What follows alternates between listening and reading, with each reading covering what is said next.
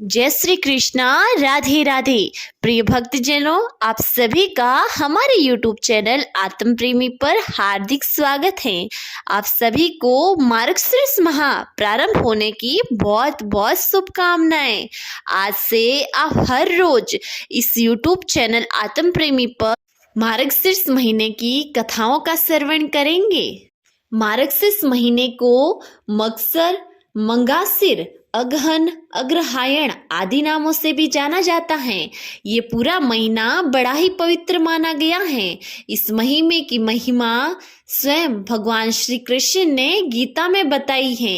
गीता जी के 10वें अध्याय के 35वें श्लोक में भगवान श्री कृष्ण ने कहा, बृहतसाम तथा सामनम गायत्री छंद सहामम मसाना मार्गशीर्ष अहम मुतुनाम कुसुमांक्र अर्थात गायन करने योग्य मैं बृहतसाम और छंदों में गायत्री छंद हूँ तथा महीनों में मार्गशीर्ष और ऋतुओं में मैं बसंत हूँ। अतः इस महीने में भगवान श्री कृष्ण की उपासना की बड़ी महिमा है।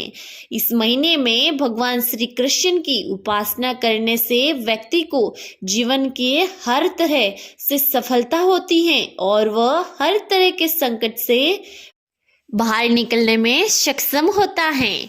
प्रिय भक्तजनों, इस वीडियो के अंतर्गत आप मार्गशीर्ष महात्म्य के अध्याय प्रथम का श्रवण करेंगे। आज के अध्याय का श्रवण करने से पहले आपसे निवेदन करना चाहती हूँ कि अगर आप हमारे इस YouTube चैनल आत्म प्रेमी पर पहली बार पधारे हैं तो चैनल को सब्सक्राइब अवश्य कर लीजिएगा, क्योंकि इस चैनल पर आपको हर रोज विभिन्न प्रकार की धार्मिक कथाएं, विभिन्न व्रतों की कथाएं तथा आगामी दिनों में शिव पुराण की कथाएं और भागवत कथाएं भी सुनने को मिलेगी। इसलिए चैनल को सब्सक्राइब अवश्य कीजिएगा।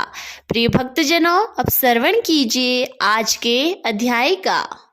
एक समय नेमिषारहाई तीर्थ में सूत जी महाराज सौनक आदि ऋषियों से कहते हैं कि हे ऋषिगण, इस जगत में सर्व प्राणियों के आनंददाता, मुक्ति और मुक्ति देने वाले देव की पुत्र भगवान माधव श्री कृष्ण चंद्र को मैं नमस्कार करता हूँ।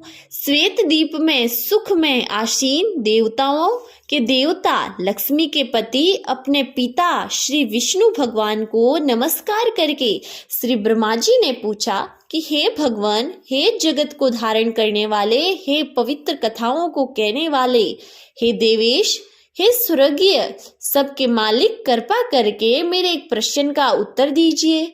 आपने पहले कहा कि मैं मार्गशीर्ष हूँ, इसलिए मैं उस मार्गशीर्ष मास का ठीक 2 मातम्य जानना चाहता हूँ। हे रमापते, उस मास का देवता कौन है, दान क्या क्या है, उसमें स्नान करने की विधि क्या है तथा मार्गशीर्ष मास में क्या दान करना चाहिए, क्या भोजन करना चाहिए और क्या बोलना चाहिए तथा जो पूजन, ध्यान, मंत्र, जप आदि कर्म किए जाते हैं उन सबको मुझसे कहिए। श्री विष्णु भगवान ब्रह्मा जी से कहने लगे कि हे ब्राह्मण, समस्त लोग के उपकारार्थ आप में बहुत सुंदर प्रश्न किया है, जिसके करने से शुभ यज्ञ आदि समस्त कार्य करने का फल प्राप्त हो जाता है। हे सूत, समस्त यज्ञों के करने से जो पुण्य प्राप्त होता है तथा जो सब तीर्थ में जो फल मिलता है उन सब फलों की प्राप्ति मार्गशीर्ष मास के व्रत के सेवन से मिल जाता है। हे पुत्र, मनुष्य तुला पुरुष दान आदि करने से जो फल प्राप्त करता है वह सब फल केवल मार्गशीर्ष मास के मातम्य सुनने से प्राप्त कर लेता है। यज्ञों को करना, वेदों को पढ़ना, दान आदि देना, तीर्थों में स्नान आदि करना, संन्यास तथा योग को धारण करने से मैं किसी के वशीभूत नहीं होता, किंतु मार्गशीर्ष मास में स्नान, दान, पूजन, ध्यान, मौन, जप आदि करने से मैं सहज ही वश में हो जाता हूँ। अन्य मासों में यह सब कर्म करने से मैं वश में नहीं होता। यह मैंने तुमसे अत्यंत गुप्त बात कही है।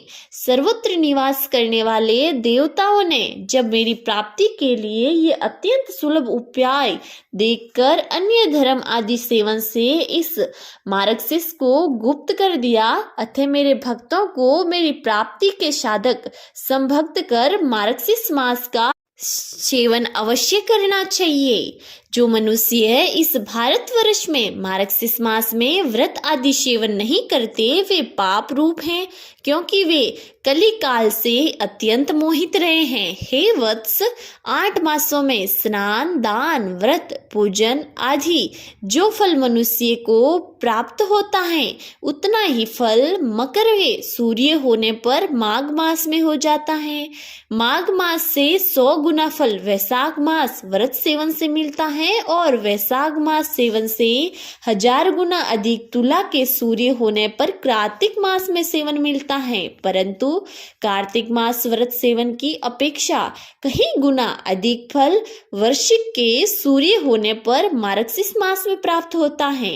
इस कारण मार्क्सिस मास समस्त मासों में श्रेष्ठ है और मुझे अत्यंत प्रिय हैं। हे पुत्र, जो मनुष्य मार्क्सिस मास में प्रातःकाल उठकर विधि पूर्वक स्नान करता है उससे प्रसन्न होकर मैं उसकी आत्मा अपना में समाप्त करता हूँ। हे पुत्र, इसमें मैं तुमसे एक इतिहास का वर्णन करता हूँ जो तुम सुनो। पहले पृथ्वीतल में एक नंदगोप नाम का प्रसिद्ध महात्मा हुआ। गोकुल में उसकी हजारों परम सुंदर कन्याएं हुई। मेरी कथनानुसार उन कन्याओं ने मार्क्सिस मास में विधि पूर्वक प्रातः स्नान और पूजन किया तथा हविनवान भोजन और नमस्कार किया। इस प्रकार उनके व्रत सेवन से मैं उन पर अत्यंत प्रसन्न हुआ। मैंने प्रसन्नता से उन कन्याओं को वर प्रदान में अपनी आत्मा तक को दे दिया। इसलिए प्रत्येक मनुष्य को चाहिए कि यथाविधि मार्क्सिस मास का व्रत सेवन करें। प्रिय भक्तजनों, आज का अध्याय यही समाप्त हुआ।